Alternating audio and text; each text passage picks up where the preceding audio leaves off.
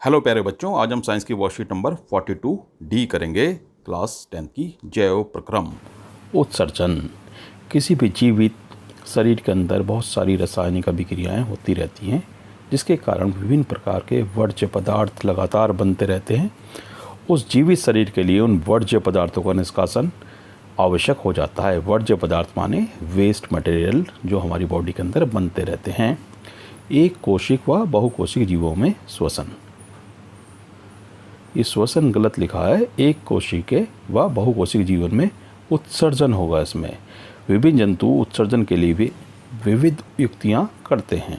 एक कोशिक जीव अपशिष्टों को शरीर की सतह से जल में विसरित कर देते हैं, डिफ्यूज़ कर देते हैं। अपशिष्टों का मतलब यहाँ वेस्ट मटेरियल ही है। बहुकोशिक जीव अपशिष्टों को विशिष्ट अंगों द्वारा निष्कासित करते हैं। यानी बहुकोशिक जीव जैसे मनुष्य में अपशिष्टों के निवारण के लिए विशेष तरह के अंग होते हैं, जैसे कि किडनी।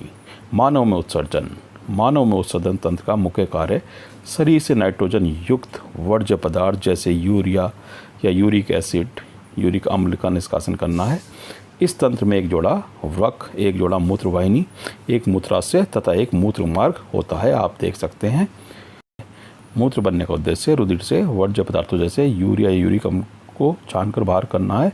ये वर्ज्य पदार्थ रुधिर से वृक्क द्वारा निष्कासित होकर मूत्रवाहिनी द्वारा मूत्राशय में प्रवेश करते हैं और मूत्र मार्ग द्वारा शरीर के बाहर निष्कासित कर दिए जाते हैं। यानी कि जो मूत्र निर्माण होता है वो होता है किडनी में, और उसके बाद वो किडनी से होता हुआ मूत्रवाहिनी द्वारा मूत्राशय में प्रवेश करता है और मूत्र मार्ग द्वारा शरीर के बाहर रिमूव कर दिया जाता है, निष्कासित किया जाता है। वृक्काणु को आप देख सकते हैं। वृक्काणु की संरचना वृक्क का निस्यंदन एकक, यानी ये वृक्क यानी किडनी की रचनात्मक और कार्यात्मक इकाई है वृक्काणु। ये प्रश्न बहुत आता है कि एक वृक्क की रचनात्मक एवं कार्यात्मक इकाई क्या है, तो उसको आप लिख सकते हैं नेफ्रॉन या वृक्काणु। रुधिर केशिकाओं द्वारा रुधिर अधिक दाब पर एक नलिका में गमन करता है, जिसे केशिका गुच्छ या ग्लोमेरुलस कहते हैं। यह कब क्या करती, जिसे बोमेन संपुट कहते हैं, से आच्छादित रहता है। यही फिल्ट्रेशन होता है। अति सूक्ष्म निस्यंदन। मूत्र का निर्माण शरीर में मूत्र निर्माण निम्न प्रक्रिया द्वारा होता है। अधिक दाब के अंतर्गत केशिका गुच्छ यानी ग्लोमेरुलस अति सूक्ष्म निस्यंदन द्वारा विलेय पदार्थ को बोमेन संपुट में धकेलता है। यहीं अति सूक्ष्म निस्यंदन होता है केशिका गुच्छ में। तब रुधिर नलिका द्वारा प्रवाहित होता है, जहाँ ग्लूकोज, अमीनो अम्ल, लवण तथा जल का चयनित पुनरावशोषण हो जाता है। यानी कि जो मेन चीज़ें हैं वो वापस रीअब्सॉर्ब्ड हो जाती हैं, पुनः उनका अवशोषण हो जाता है। जैसे जैसे मूत्र नलिका में प्रभावित होता है, कुछ आयन जैसे पोटेशियम और अमोनियम आयन रुधिर से मूत्र में प्रवाहित हो जाते हैं। तब संग्राहक वाहिनी मूत्र एकत्रित करती है और जल का पुनरावशोषण भी हो जाता है। यानी एक्स्ट्रा जो वाटर है वापस आ जाता है बॉडी में कलेक्टिंग डक्ट यानी संग्राहक वाहिनी द्वारा। इस मूत्र में यूरिया और यूरिक अम्ल और वह वर्णक जो मूत्र को रंग देता है भी होता है। मूत्र का निष्कासन। मूत्र बनने के पश्चात वृक्क से मूत्रवाहिनी में प्रवेश करता है, जहाँ से मूत्राशय में तब तक भंडारे रहता है जब तक कि फैले हुए मूत्राशय का दाब मूत्र मार्ग द्वारा उसे बाहर ना कर दे। आओ अभ्यास करें। प्रश्नों को देख लेते हैं।